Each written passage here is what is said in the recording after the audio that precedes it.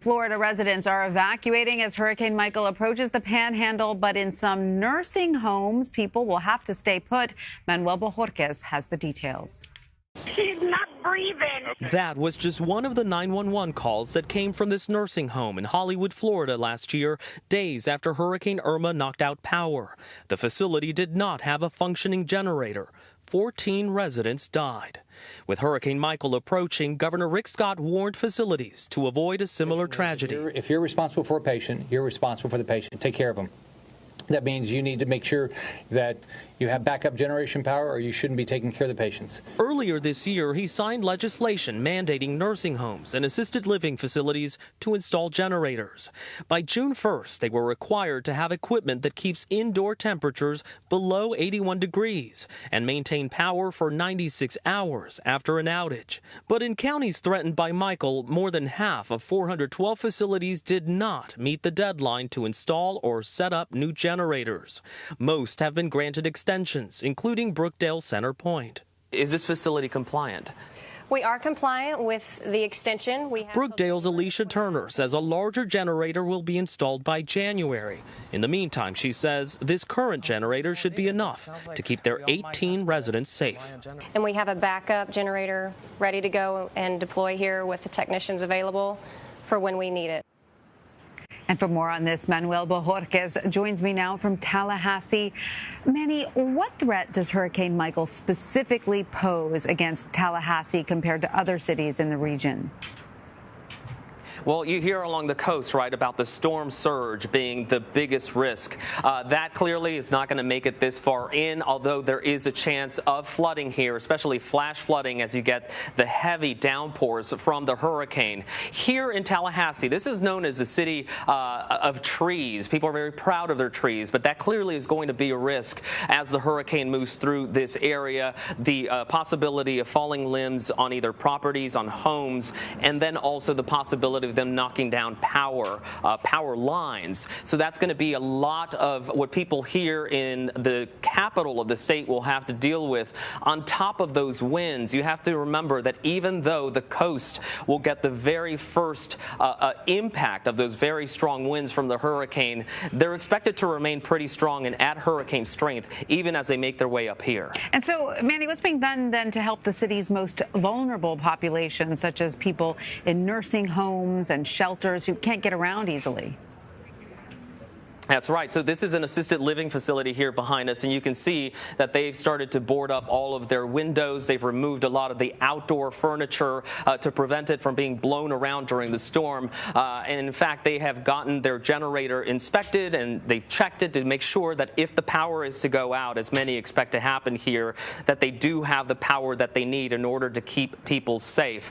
Throughout the city, we have seen people getting water, getting food, getting gasoline. We don't really know if many of those people are just getting it because they want to have it in their tanks or if they're getting out of town. Throughout the Panhandle, where they can open shelters, they have open shelters. You have to remember that there are communities, especially along the coast, where they have to try to get people even further away. So in some of those areas, the officials are looking at ways of getting some of the most vulnerable populations out of the areas before this hurricane comes ashore. We're looking at incredible images of empty store shelves as people stock up.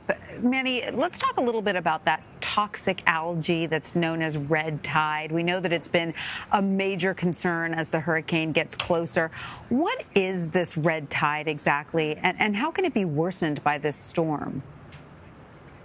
Well, red tide is something that's created by a naturally occurring algae, and it's been a problem along the Gulf Coast for quite some time now. For weeks, we've been covering it because what happens is when there's a big bloom of that algae, it becomes toxic. And so fish are dying, and even large sea mammals have been killed by this toxic red tide, as it is called. It's even shown up recently on the east coast of Florida, which is rare. There are many factors that are believed to contribute to making it worse.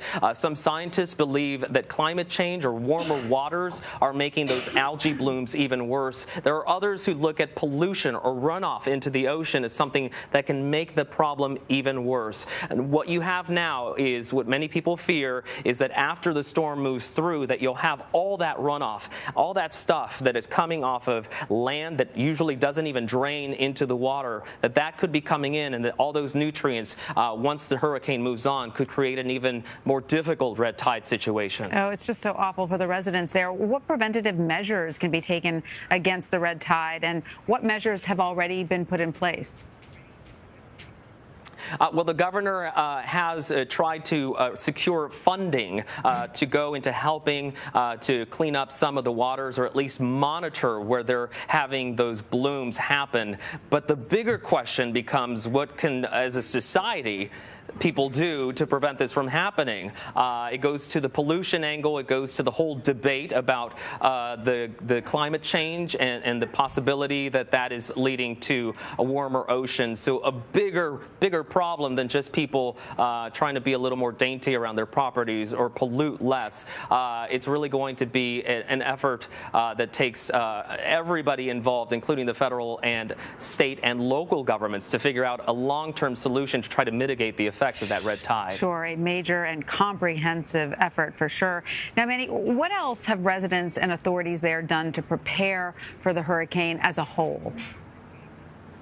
Well, we do know that in certain areas where they're expecting power lines to go down and trees to go down, that they've actually positioned power crews around those areas because they know they won't be able to get to them right away. They have to wait for those winds to decrease. So even though you may not see them here right now, you might be asking, why aren't they already in place? Well, they want to be able to have all their equipment intact and then get in place after the worst of the storm passes through these areas. So in Tallahassee, for example, that might be on Thursday when you see them trying to get into some of the affected areas. Manuel Bojorquez in Tallahassee, thank you. Thank you.